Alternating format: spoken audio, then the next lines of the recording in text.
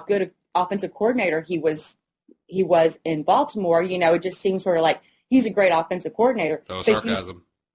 Well, not great. Okay, pretty good. Yep. Offensive coordinator, but I don't know. He doesn't feel like a head coach to me because I question his play calling ability sometimes. Sorry, my computer is loud. No, it's so funny because no one's giving Jason Garrett credit for that going for it on fourth down. Yes, I know it was like fourth and inches, but whatever. He still went for it. And Detroit, Caldwell, even though you didn't get that call, you could have gone for it on 4th and 1. Your opponent's side of the field, 8 minutes left. You're up 3. And I know that they have that great defense, but if you trust that defense, if they don't get it there on 4th and 1 where they have a chance to basically ice the game, then trust your defense there. Yep. And they don't have the best punter in the world. You probably don't expect Sam Martin to shank a 10-yard punt, but yeah. Also, that great defense did not have to give up a 59-yard touchdown drive to Roma, who looked great on that. Even though Sue got held pretty badly on that fourth down pass to Witten. You know what I mean. And plus, the Lions could have scored at the end. So, I don't think they really have any room to whine. And bad calls happen to every single team. A story that Tony Dungy always relays about Chuck Noll. He says that you have to play better than the ref's ref, and the Lions did not on Sunday. That's the thing. I had a little conspiracy theory discussion on another podcast, and I was like, okay, it's all well and good. Even if you make a mistake and you let that mistake get to you, okay, that's one thing. If someone fumbles and the other team scores on that fumble, I can understand that being defeating. But if the officiating is bad and you are a playoff caliber team, you should be able to overcome that and get mad about it. And we're going to show these people we can win despite this crap. Because I don't feel like the Lions were incapable of winning that game. They were capable. And I think they should have won that game, but they didn't have the mental fortitude to get beyond, I don't think, that call. Plus, why are you throwing it on 3rd and 1? Why? To Brandon Pettigrew. Who is terrible. I know. I don't make the rules here. Lost in the entire shuffle. Is that Roma played pretty well? Yeah, well, what else? We're getting to our divisional picks because I think something awesome is going to happen early Sunday afternoon. You do? Ice Bowl 2. Oh. Baby. But that's the wild card wrap-up. We'll be right back with a little bit of baseball, basketball talk. Who knew other sports existed? Story of Brett Smith, a little bit of college football national title game talk, divisional round picks, all that other stuff on a very sniffly Claire-vs-Carlson show, BRB.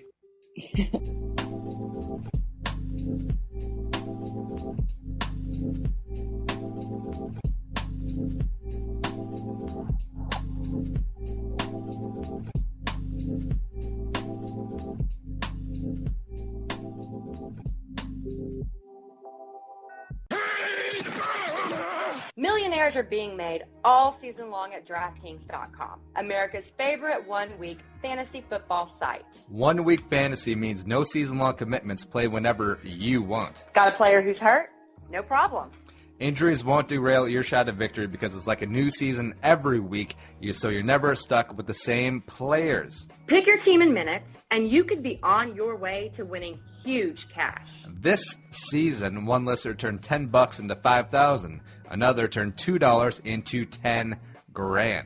And a new millionaire has been crowned nearly every week this season at DraftKings.com. You could be next. Imagine winning $1 million in one day just playing fantasy football at DraftKings. Head over to DraftKings.com now and use promo code Spreaker to play free in the $10 million Fantasy Football World Championships. DraftKings.com, bigger events, bigger winnings, bigger millionaires. Enter Spreaker now at DraftKings.com. DraftKings.com, that is DraftKings.com.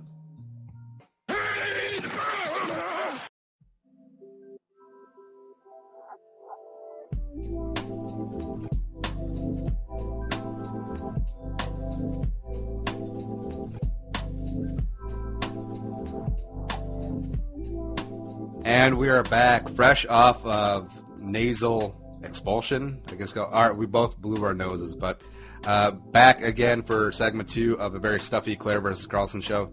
We got the sniffles. Yes. Yeah, I just blew so hard, but nothing would come out. It happens. Speaking of blow so hard, Baseball Hall of Fame voting. And I used to love baseball. I like baseball now. But the Hall of Fame voting and the baseball writers, speaking of stuffy, they are the stuffiest.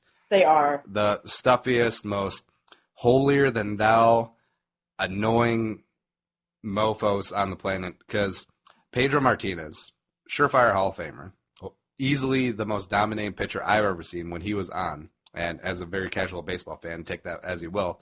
But he only gets 91% of the votes.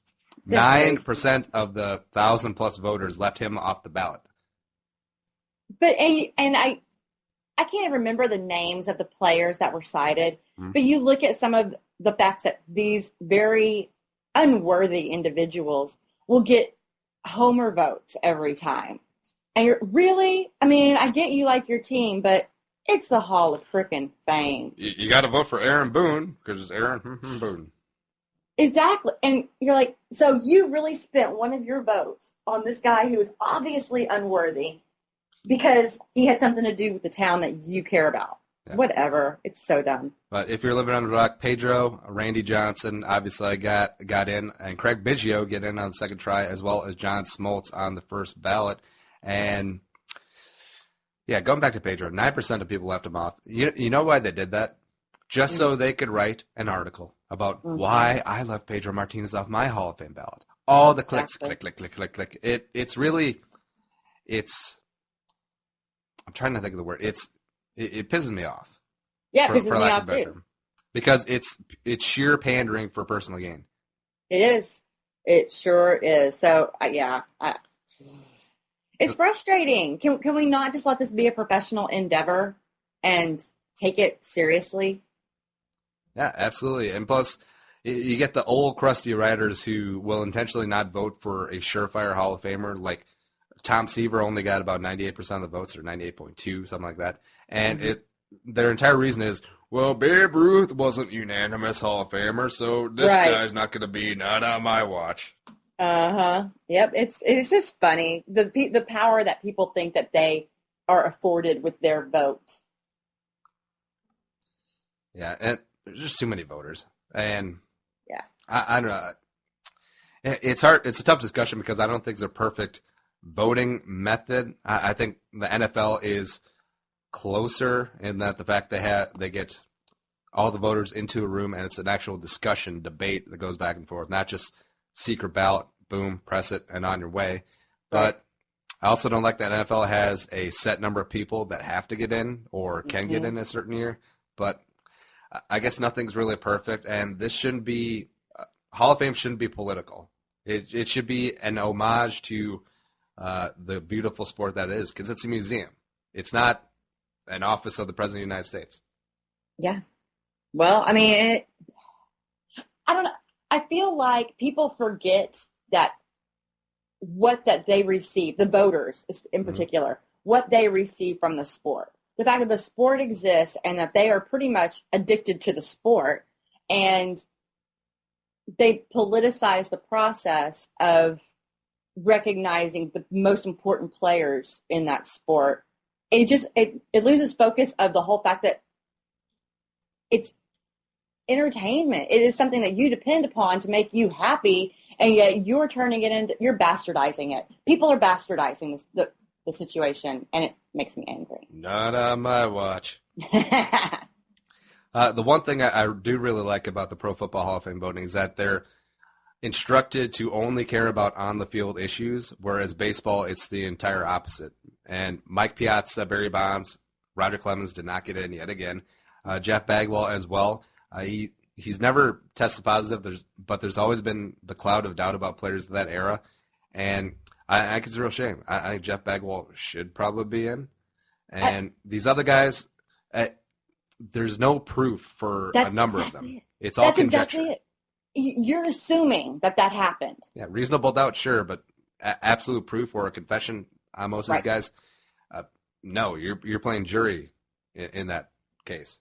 Absolutely. And it's like NFL officials deciding intent. You don't know that person's intent. You can't get inside their mind. You didn't see anything happen. So how can you know for sure that is what happened? You may suspect it all day long, but until you have proof, who are you to make that call? Yeah. Kurt Schilling also did not get into the Hall of Fame, but did you buy his comments at all? Saying that John Smoltz only got in because he's a Democrat. I know he said it jokingly, but the best part is that John Smoltz is actually Republican. Is he? I didn't know. And Kurt Schilling is, of course, very outspoken about his political beliefs and also his theories about evolution. And I don't know. It was typical Kurt Schilling, just blowhardedness, and it's quasi-endearing because it gives people something to talk about, but it's also a little annoying, and he's extremely aloof. Yeah. He could just really shut up sometimes, because even when he's joking, it's always going to be taken out of context, because Republicans joking just doesn't really go over well usually. You mean old rich white men joking? Right. Well, he might not be rich anymore because of that video game venture that failed pretty badly. Too bad. Speaking of not failing badly, $1 million appraisal on Antiques Roadshow. An older lady brought in some photographic cards of the 1871 to 1872 Boston Red Stockings into Antiques Roadshow, and they appraised it. They told her to get insured for $1 million, baby. That's exciting. That is exciting. I mean, can you imagine?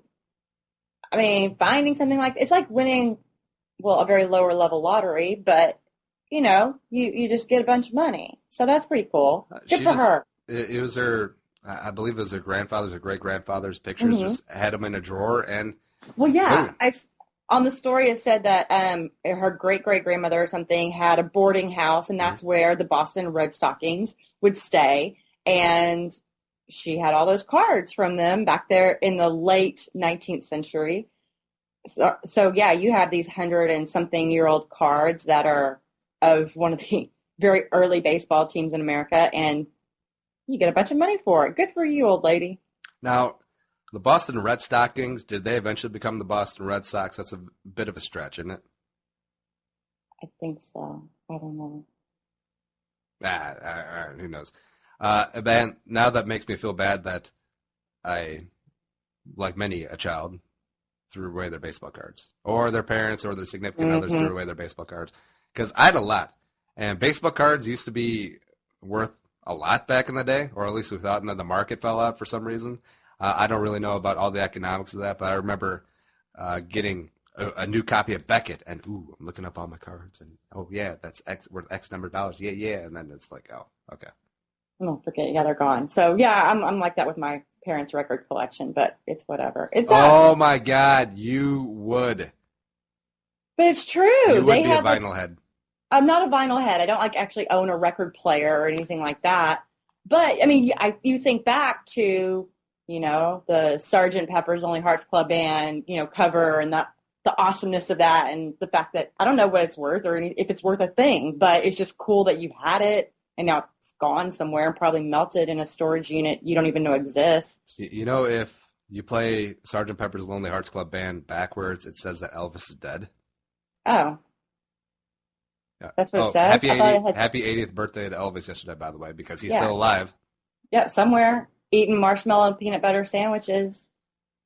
Speaking of awesome sandwiches, the Atlanta Hawks had Tinder night this week, and there was probably a couple sandwiches after that. And it's a very straightforward promotion. They had a Tinder lounge, or what they called the Love Lounge, and people showed up, and it was a giant Tinder fest. Now, what do you think about this? Would you attend? No, but I don't do Tinder. You don't? No, I don't even like the idea of it. Really, Claire? E2, you just swiping left on Tinder? I don't like the idea. Right? Yeah. I don't know. I've never used it. I mean, I know that what it is and that it exists, and I have tons of friends who have used Tinder, but the idea, I'm not that type of person. I'm just not. I have to have some sort of mental connection with somebody to want to spend time with them, period. So, yeah, I'm not just going to look at someone and say, oh, yeah, I want to go hook up with him tonight. Click, are you available, whatever it is. So